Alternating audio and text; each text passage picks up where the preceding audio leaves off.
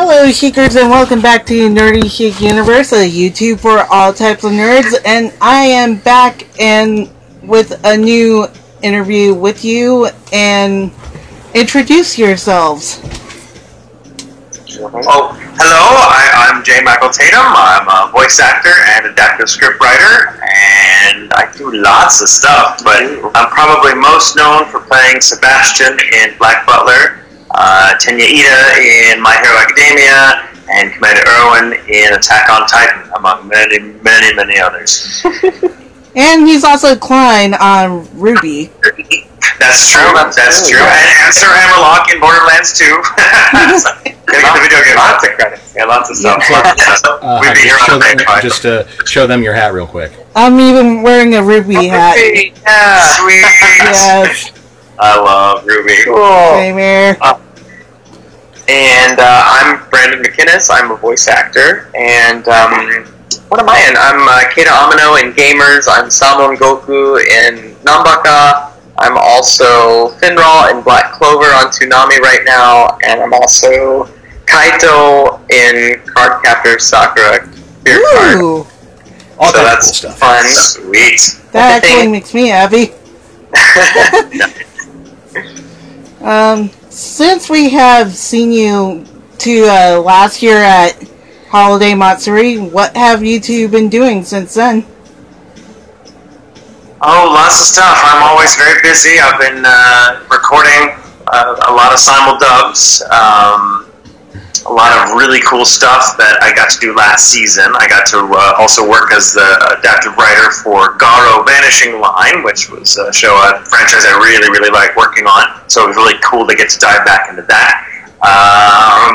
What else? Oh, Black Butler, Book of Atlantic is finally out. Yay! Which is great. I thought I'd never get to talk about it. That's great. And I'm about to start a few other projects soon. Most notably Steins Gate Zero, which is slated for simuldub here in just a couple of weeks, I think, if I'm not mistaken. So that'll be on the Funimation app, right? As far as I know, yes. It should be, I hope. Make sure you get the app, guys. Yes, please do. Go to Funimation now and tell them Tatum sent you. It makes me feel important. Yes. Yeah, actually, we've been using that lately too. I actually binged Hero Academia recently. I'm going to show it to her now, because yes. Yeah, that was some good stuff. And dude, you do indeed rocking that. So. Thank you. Well, season 3 is. I know it just started this past week, but the simuldub wasn't up just yet when I went to go look at it. So. Should be soon. Should be soon. Oh yeah, the fact that you guys even get that stuff out like within 3 weeks is like, that's still that's an amazing turnaround compared to the 6 months to a year we used to get. So so fast. The old days, yeah. Yeah, with all the old DVD releases and videotape releases, I still remember videotapes. Yeah, you still got a few of those hanging around somewhere. Yes, I do. Don't we have one of the old Deke versions of Sailor Moon hanging around? Yeah. Somewhere? Oh, classic. Yes. Oh, and the clamshell cases, yeah. Yep. And I even have the Black Crystal somewhere, like, in my collection. Wow. Yeah. Nice. It's Throwback Thursday, isn't it? Yes. I'm starting to show my age a little bit. Sorry. It's alright. Hey, you and I are both, out and proud of old takus, so, Yep. Old takus. So, have you two been attending any conventions since Holiday Matsuri? Oh, yeah. Yeah, since Holmat, we've been at a couple. We were at Anime Boston 3 weeks ago, and then 2 weeks ago we were in Lake Charles. 1 week ago. 1 week ago last weekend. We were in Lake Charles. We lose track of time. We were in Indiana a month ago. We were in Indiana before that. Yeah, we've kind of been all over the place. We do lots of cons. We average about 2 to 3 cons a month, especially around this time of year, because the cons really kind of come out of the woodwork in the spring. We just had Omni Fandom Expo last month. That was the last one we did press for, and That was a blast. Oh yeah, that was really fun. We got to hang out with Derek Stephen Prince, Paul St. Peter, and Joshua Seth. Oh, nice, Cool. nice. All very cool people. Yep. Oh yeah, Paul's been going there for a while now, so he's like practically a staple at this point. Yep. I mean, he came in year 3, and he's been back every time since then. So that he has. Our French bulldog is chewing up Brandon's shoe. I have to. Yeah, go with that real quick. Yeah. No, it's okay. All right, the shoe is safe, everyone. He's pouting because we're not giving him any attention right now. He does this. If we're not giving him attention, he'll find a place where he can see us and then just lay down and look at us and pout. Just with his head on, just looking at us like, why don't you love us? That reminds us of our cat Thor. You know. Yeah. He is the. I call him that because he's kind of got like he's like an orange tabby with a lightning bolt pattern kind of going on his front paws. Yeah. Like between the white and the tabby pattern, and then to top it off, he's also just a huge cat. Yep. I'm convinced he's like half bobcat or something, because seriously, he's way bigger than a normal cat. Oh yeah, and he deserves the name too, since he eats a lot. Oh yeah, and he's strong. And he's strong. I mean, it's like I said, it's ridiculous. Like he'll jump up on something, and the entire thing will just like make an shake. Yeah. Like the entire thing. Thunder. It just kind of buckles for a second, like Yep. whoa. Yep. And we have to make sure that Tony didn't sleep on one of my cosplay dresses during the last convention. The other cat. Yeah, the other cat. I'm like, oh no. Nice. Yeah. Yeah, it's an occupational hazard when you have pets. Yeah. It's kind of, they sleep where they want to. Yep. Alright. With all your convention adventures, how does it feel to meet all your fans? Oh, it's great. I love it. I think, I mean, it's a fun job being a voice actor and a writer, but I think, really, at the end of the day, what I enjoy most is going to conventions and meeting fans, because I don't know, because I'm a fan, too. I've always been a fan, so I kind of feel like I don't look at fans as fans. I look at them as my people. Like, I'm like, yes, I belong here, yeah. I like that. I love the sense of community that I get from cons I go to. It's like, oh yes, nerds unite. It's the best part of my job. I still kind of freak out a little bit whenever people come up to me and fan out, because I'm like, really, this is me. I fan out over cosplayers, and I fan out over other people when they say they're into a certain show. I'm like, oh, me too. I love that show. Oh my god, So I don't think I'll ever get used to people treating me like I'm special, because I just feel like I'm another attendee, just delighted to have a place I can go. But I love it. It's without a doubt the best part of what I get to do. Yeah, that was initially how we broke the ice, was because I was dressed up as the Fourth Doctor, so that was just oh my god, the Fourth Doctor! And I asked you if you wanted a jelly baby. And I actually had some. An actual jelly baby, which was awesome, because actual jelly babies are not easy to come by in the States. No. I've never been able to find them, except at a couple of little shops here and there. They're special. They're not the same as jelly beans. People will tell you they are. They're wrong. No, they taste really good. I became addicted, and I had to keep myself from eating all of them. Because there is prop. What about you? What's it like?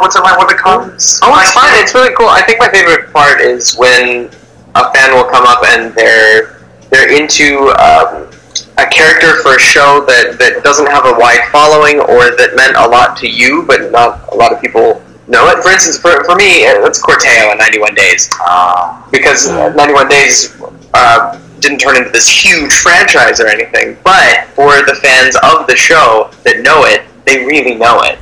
They come up and they're like, Corteo! Oh my gosh, Corteo! And of course, I'm on that ride with them, because as the actor, I went on that ride. It's like, I know, right? Oh my gosh, just like Michael was saying, my people, I'm with you. Let's talk about it. It's fun. Not only that, what broke the ice with us is the whole entire my Braille sense. Oh, so cool! Yeah. Yeah.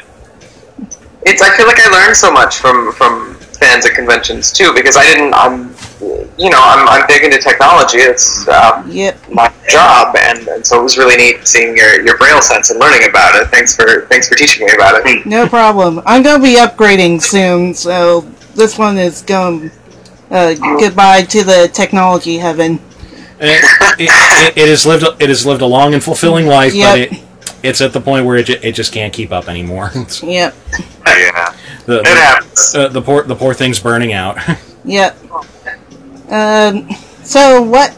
It's okay. Viking funeral for it. Yes. So what has been your favorite convention experience? It's okay if it becomes a little tearful because. Honestly, the last few times we've asked that question, we've gotten some pretty emotional responses. Yep. I've had a lot of really memorable convention experiences, and I could get teary-eyed over just about any of them. But I think there's a few that stand out. It's hard to pick a favorite, but I know several years ago I had someone come up to me in my autograph line and hand me a note. And which I read later. I didn't want to read it in front of them because, I didn't want to embarrass them.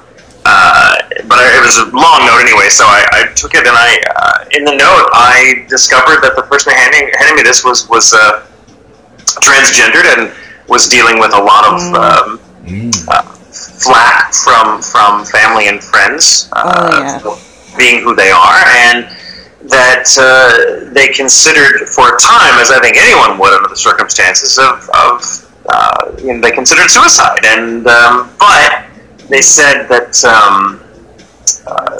Oron High School Host Club helped them through it, but that specifically my performance as Kyoya had become kind of their inner voice, their sort of conscience, I guess, and they said in the letter, and it really choked me up. Now that Kyoya was kind of the voice in their head saying, don't do it, you have so much to live for, and so that they were there in front of me because they had, and it just I was extremely ecstatic that this person had chosen to stick around, because it was definitely a better place for people that have the bravery to go through something like that and stand up and not take that door out, but it taught me an important lesson that I never really know. Something that, as much as I love playing Kyoya, and I do, he's still one of my all-time best roles. That was a great show. It's a wonderful show, but you just never know how it's going to touch another life.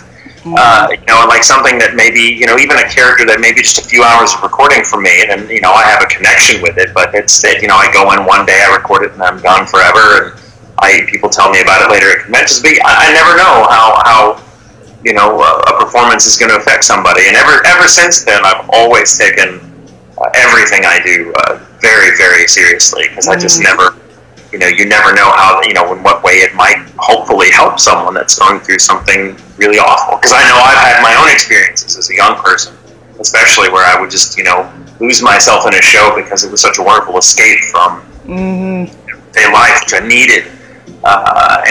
So that was an experience of getting that letter and really learning, oh my God, that was crazy for me to just think about. I've gotten the moments where I got to meet people that I looked up to a lot, like getting to meet Steve Bloom, who was in that stuff with, and he was every bit as wonderful and nice as I'd hoped he would be, even more so. Yeah, we met him too. Yeah, and we got to interview him too. He's one of the sunniest guys you'd ever meet. Yet half the time they hire him to play the dark brooding types. It's true. It's very true. And Mary Elizabeth McGlynn as well. When I met her, she and I just got off, and that was a big thing. And so those experiences always stand out. But it's really those moments where it all comes back to the sense of community for me. And so when I encounter people who say, thank you for being in that show because it brought me together with the people I love, we bond over that. It was, granted, my role in that is modest, but it's wonderful to think that I was part of something so positive in other people's lives. And whenever something happens to remind me of that, I go, oh, it's nice. I don't know what to say. Especially considering that's the person who had the guts who even had the guts to come up and tell you that much.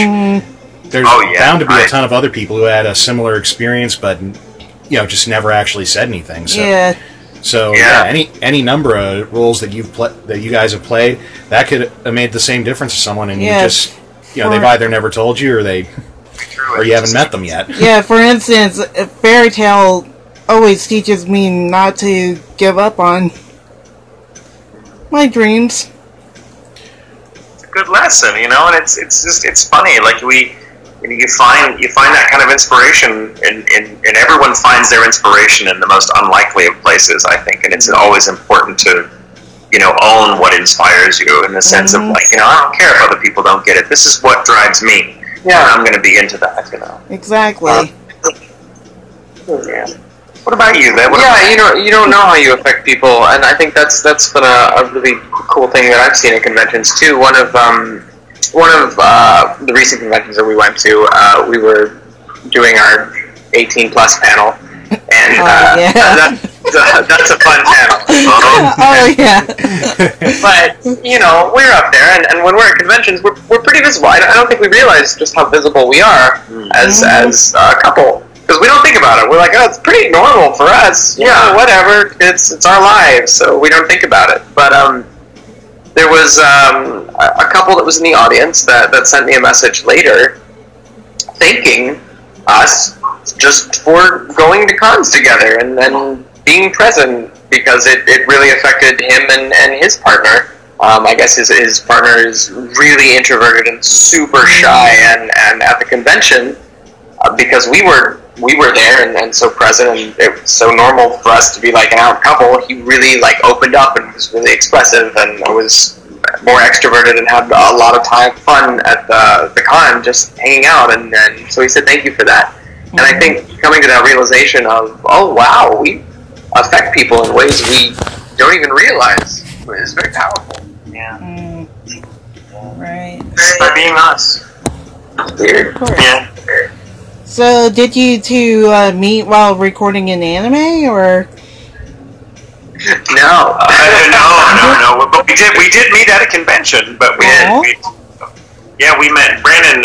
So Brandon, I'll sing his praises for a moment. Brandon is a gifted interpreter. He actually speaks fluent Japanese. Oh yes. Occasionally would do gigs where he would go to conventions to interpret for the Japanese guests, and I happened to be, just the one of the English-speaking guests at this convention where he was working, and we met. And he'd never watched a dub before, so he had no idea, which is great. He didn't know who I was, so I'm like, oh, cool. So that's great.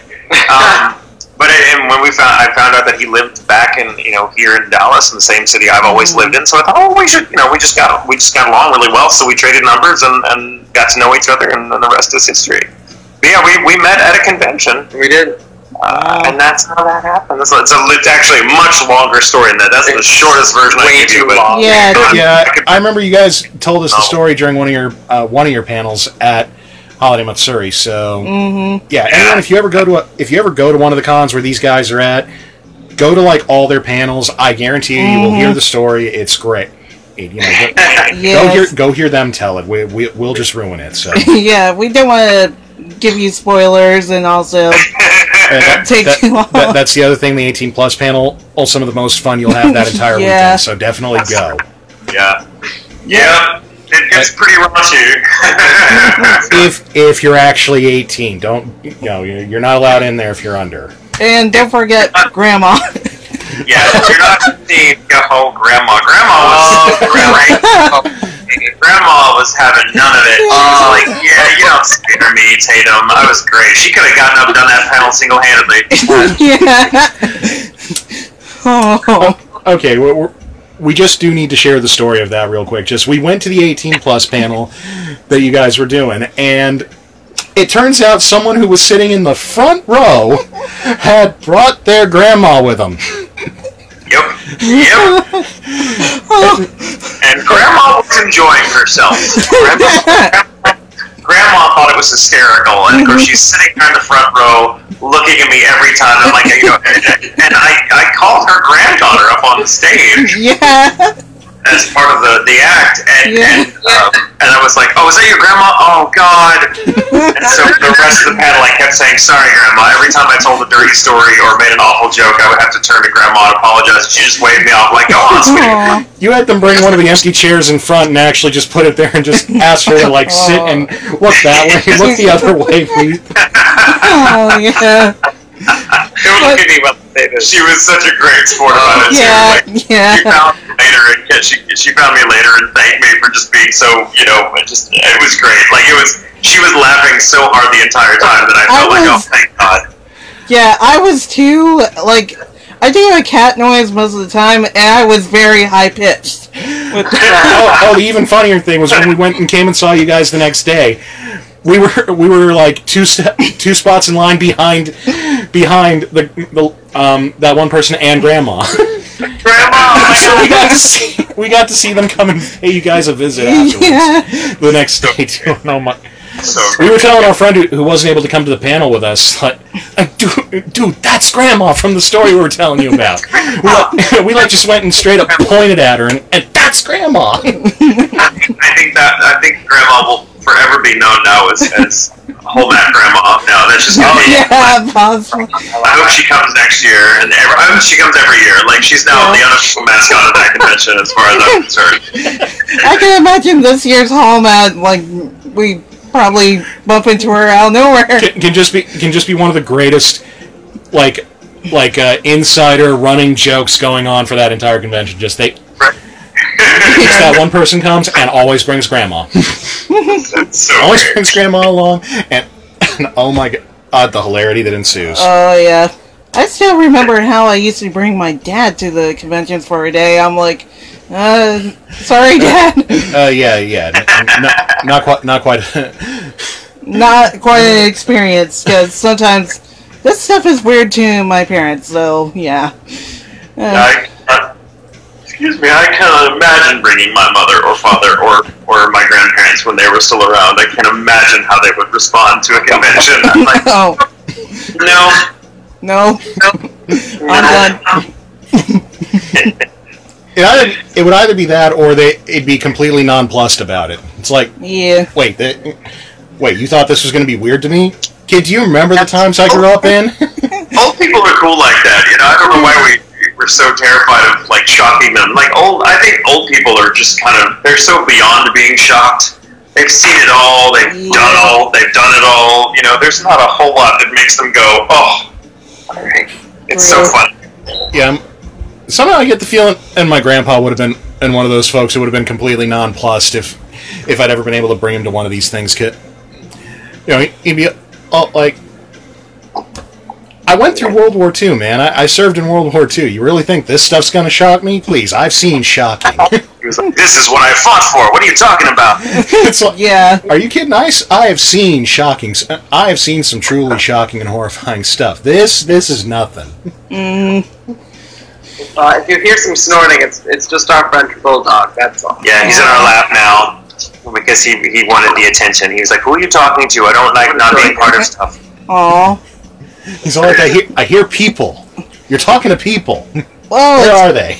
Well, it doesn't help with the guide dogs at the rehab center that I did a work experience at. I remember one of them kept on coming up to me. I'm like, okay, I can't pet you because of your harness. Okay, I'll pet you.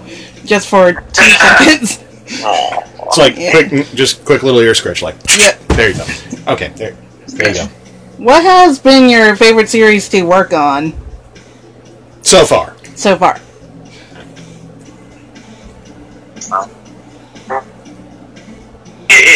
again, I have such a hard time picking favorites because I've worked on so many cool things. But I think Steins Gate takes the cake for me because I got to work on the original series as an adaptive writer along with Patrick Seitz, and I got to play the lead, which doesn't happen very often, and I'm not sure that I'd ever want to do it again because that's a lot of responsibility. But that show definitely, in a lot of ways, that show taught me a lot about myself in surprising ways. I was not the same person coming out of that experience as I was going in. So it's definitely Steins Gate, just for the sheer impact it had on my personal life and just on how I saw myself as an actor. And it just, I could write a dissertation about what that show means to me. But yeah, I mean, any show you're a lead in is really it affects you. It really affects you, I think. Mine would have to be either like Corteo in 91 Days or Keita Amino in Gamers. And Keita Amino was my first lead, and Patrick Seitz was the writer, and he did an amazing job with the script. And of course, when you're a lead on the show, you have a lot of hours in the booth, and so I spent a lot of time with Kristen McGuire, the director of that show, with those scripts, and it's a really cool experience. I wish there was a better way to explain it other than it affects you. You go on this journey, and when you're done, you've gone on this journey that this character has been through, and it's interesting. It's just a trip. Yeah. Well, because one of the things I remember from the acting classes I took back in high school, you have to become the character. Oh yeah. You are them for as long as you're playing the part. And when they're the point of view character, of course they're going through the hero's journey and whatnot. So yeah, and once you've been through that, I feel, at least for me, that once I've been through something like that, whatever show it is, I feel like I've lived it. I feel like I can remember recording Steins Gate, for example, and I think of it like an actual memory of something I've been through, because for all intents and purposes, it was that real for me. So it becomes part of you, just like any traumatic or formative experience in your life does. It becomes a real memory of I went through those things, I did those things, and of course I didn't actually, but I mean, my brain doesn't know the difference. Gotcha. I know that feeling because I remember reading Dr. Jekyll and Mr. Hyde during one class, and it was like the play version, and I got to be Jekyll, and I remember the guy sitting right next to me looking at me like, what the heck? Because I was playing the role real well. You were getting into it. Yeah, I was getting into it, so I'm like... That's great. I love getting lost in a role. For me, that's one of the great rewards of being an actor. It's just kind of... It's not so much that I become someone else. I just kind of tap into a facet of my own personality that I didn't know was there beforehand, and go, oh wow, I didn't know there was that person inside going their thing, and then thereafter, once they become conscious, they're always there. So I have something like 230, 40 characters now that are all inside my head and all kind of take the reins at given times depending on what situation I'm in life. So it's kind of nice. I have a lot of this whole vista of different perspectives on life, because I have different characters in my head that sometimes will come up and be like, whoa, wait about this. So it's very interesting. I definitely feel like I have a lot of personalities inside of me. Yeah. I remembered the story that Derek Stephen Prince told us about how he became a Digimon Emperor. He auditioned, and everybody who was, I guess, listening to it and were like, what the heck just came out of you? Because he'd never done that kind of role before, so it was like, it was something different. Yeah. It's always nice when people are surprised in a good way by your performance. Like, I didn't see that in you, and you're like, oh well, Yeah. It's really cool. So, what has been a challenge in recording in anime for you two?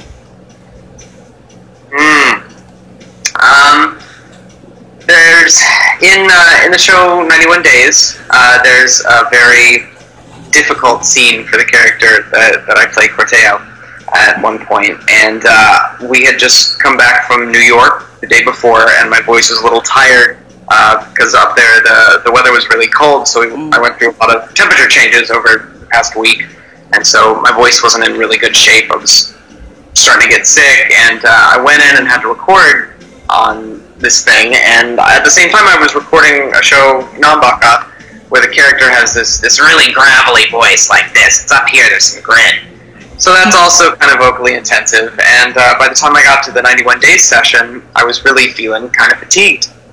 And it was some of the most vocally intensive recording that I had to do. And by the end of it, there were sounds coming out of my throat. Luckily, we had recorded all of the lines first, and then we got to the sort of yelling part at the end. and the sounds that were coming out of my throat by the end of it were inhuman. But the director loved it. I was like, "That's perfect. That's perfect. We're using all of it." But when I left that, I was just emotionally drained. My throat hurt. I was like, "Oh, okay, I worked today." You know, like, yeah. Wow. It was. I had a similar experience. I think for several characters, I've had really emotional experiences where I just kind of lost my mind in the booth and started like really just going through what the character was going through. But I definitely, there's a scene, like there's a whole slew. There's like the episode 12 through 16 of Steins Gate is just one long nervous breakdown for the main character, and there were moments where I just was so into it and just so lost in what the character was going through that I kind of lost. I sort of the line that separates me from the character I'm playing kind of got obliterated, and I cried and screamed a lot, and it worked beautifully in the booth. Thank God. The director was like, "Awesome, we can keep all that," and I was like, "Great, please do," because I don't want to do it again. But it was a challenge, just because you're doing these scenes, and the challenge is, when you're that emotional, when you're that vulnerable, it's hard to stay on script sometimes because there's so much feeling and there's so much swelling in you that you have to I have to fit it all into these few words or these flaps, and that's always a challenge. That happens a lot. That happened with Scar in Brotherhood and his backstory. That's having to contain it is always a challenge. But that's the game, I guess. It's containment. Right. I remember Trina Nishimura when we interviewed her years ago, when she was talking about Attack on Titan, how she was like going through the emotions. Mike McFarlane just showing videos of cats towards to her to make her feel better. It's like at the end he just pull up some cat videos. It's like here. Yeah. It's like here, since you just did like some heavily emotional and very draining stuff. Here, have a cat video. Yeah. Mike's a sweetheart like that. Yeah. Here, have a cat video. You earned it. Like as easy as handing out a cookie. It's like, here you go. Yes. Here you go. Yes.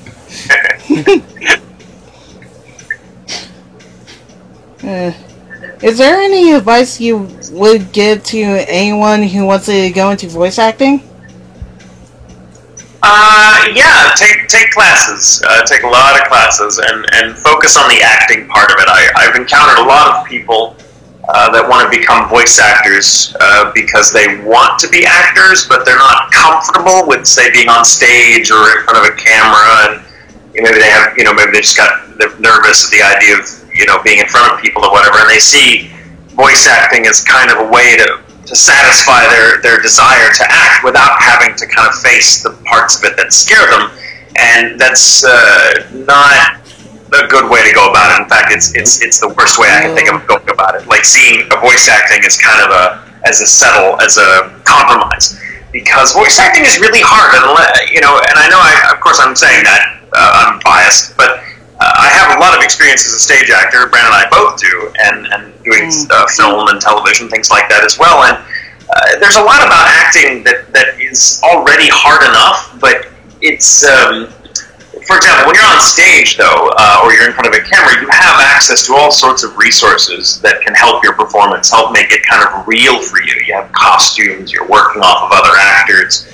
You've gotten a chance to rehearse the script most of the time. If it's a live performance, you have an audience in front of you which you can feed off of, which can be really helpful. But when you're in a recording booth, you're on your own. It's just you. You don't have other actors to work off of about 99% of the time, because it just doesn't. It can't be done that way. You don't really have a chance to see the scripts before you're in there. So at least not for anime. When you're dealing with like the guys who do the DC stuff, they're able to, they can do like group recordings and stuff. But that's because, that's because you're working with a Western show where they're going to kind of animate everything afterwards and try and match that up to their performance. Well, and even then, though, you have to contain it in such a way, because if you're playing someone who's running, down the street. You can't actually be running in the booth, so you have to learn how to make it to sound like, and that's just an example. But it's all about containment, and if you don't have experience with other sorts of acting before you take a crack at voiceover work, it's about as difficult as trying to build a house using only a hammer.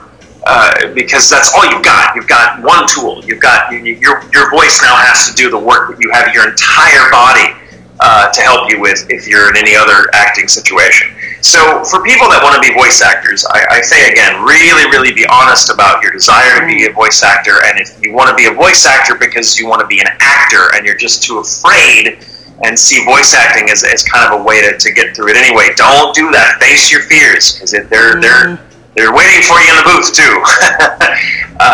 So face your fears. Take workshops. You don't have to go to school for it necessarily. In fact, I didn't graduate with a degree in theater. I studied it, but that wasn't my course. I'm a big believer in the social aspect of acting. So workshops it's not something you can. Acting isn't really something you can learn or perfect at home alone in a mirror. You really need other actors and other people there with you to bounce off of, because it's just a social art. So people have to take classes. You can't just imitate others. I mean, there's such a deep reluctance now of people wanting to learn stuff, and they don't realize too that I've been doing this now for 15 years. Acting, and I still voice acting. I've been acting since I was 9, but I've been doing this my entire life, and I still take classes. I still try to broaden the scope of what I know. So there's no point in one's career as an actor that you feel like, oh, I have arrived. I have conquered acting. I know everything. I've done it all, and it's all automatic and second nature to me now. That never happens. So you have to constantly be learning. Constantly be learning. What about you, Brandon? I agree. It's important to keep learning, because you also never know what.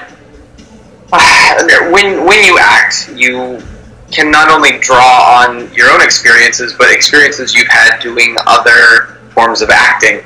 So, like, if I get a character in the booth that has to be experiencing something, there may be a play or a musical that I've portrayed a character that's gone through something similar, and so I sort of have that experience to draw from.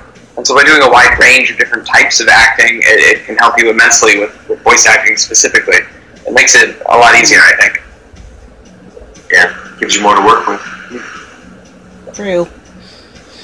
Are there any new projects that you can talk about that you guys are working on? Besides the ones you guys already did tell us about? Nothing I can talk about. Yeah, there's a few interesting things coming down the wire, but I can't discuss them just yet. I guess follow on Twitter. That's fine. NDAs, we get it. Yep. I guess there's always Twitter to follow. It's like, oh yeah, it's like Twitter, Instagram, Facebook. Mm-hmm. More Twitter and Instagram now. It's just a good way to keep things nice and succinct. So yeah, we'll make sure to put the links to your guys' Twitters and Facebooks and whatnot down in the doobly-doo down below, so that folks can go ahead and follow you guys and keep up to date on that stuff. Oh yeah. So cool. Brandon, were there any that you had, or is your answer very similar to?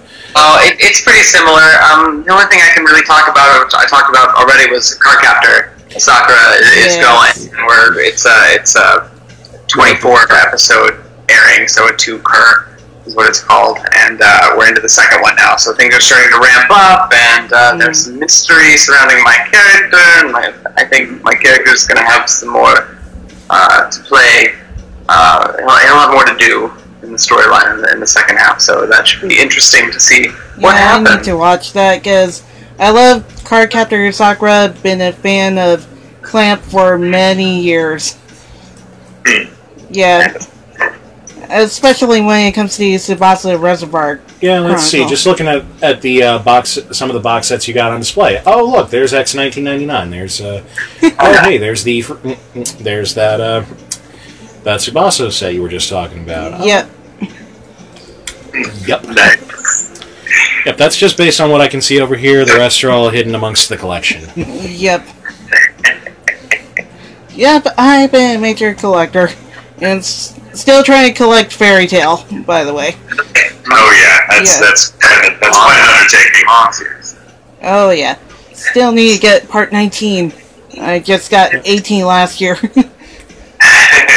Yes. And you're behind too. That's yes, I'm still behind. Well, it has been a real pleasure talking with you guys. Well, Thanks for there's one more question. Sorry. Oh, one more? Oh, sorry. If you guys have time for one more. Yeah. Yes, for sure. Go for it. Any conventions you guys will be at that our fans should know? Yeah, that way we can that way anyone who happens to be in the area knows to come and see you guys. Yeah, hang on. We're pulling up a list right now. We have it on his website, jmichaeltatum.com. That's right. Oh, that's true. Link down in the doobly-doo then. Level Up Expo in Vegas, May 4th through 6th. ASIN in Rosemont, Illinois from May 18th to May 20th. Anime North in Toronto from May 25th to May 27th. Fan World, Niagara Falls from July 6th to July 8th. Oh, goodness gracious, there's a lot. Raleigh SuperCon will be at in North Carolina, and that's July 27th to the 29th. SabatonCon in Phoenix, Arizona, and that's a few to tide fans over for a little while. There's a lot more after that, but it's a long list. Like I said, links down in the doobly-doo. Yep. Go check the website. It's got the full list Check the website. there. And also make sure you follow them on Twitter. Yes. Twitter, Facebook, whatever else they've got. Again, we'll put links down in the doobly-doo. I like that. Well, thank you. I admit I borrowed that from a few other YouTubers that we watch. So. Yep. But it works. It works. I like it. Yep. Well, thank you so much for having us. It's been a pleasure. No problem. Thank you for talking to us. Thank you. Yeah, of course. Thanks for fucking. We hope to see you at another convention soon. Yeah, definitely. Hope so. Honestly, if we'd been able to, we would have ran into you all at Anime Boston because she's got family. So. Yep. Oh, cool. It's a great con. We love Anime Boston. Yeah, that's one of the goals I want to do. Head up there, do press, and also chill with the family up there. Yeah. Like make a whole week out of it or something, Mm-hmm. All right. Well, we'll talk to you guys later. All right. We'll see y'all later again. Thanks so much, guys. So much. Bye. Catch you guys on the universe side. Yep.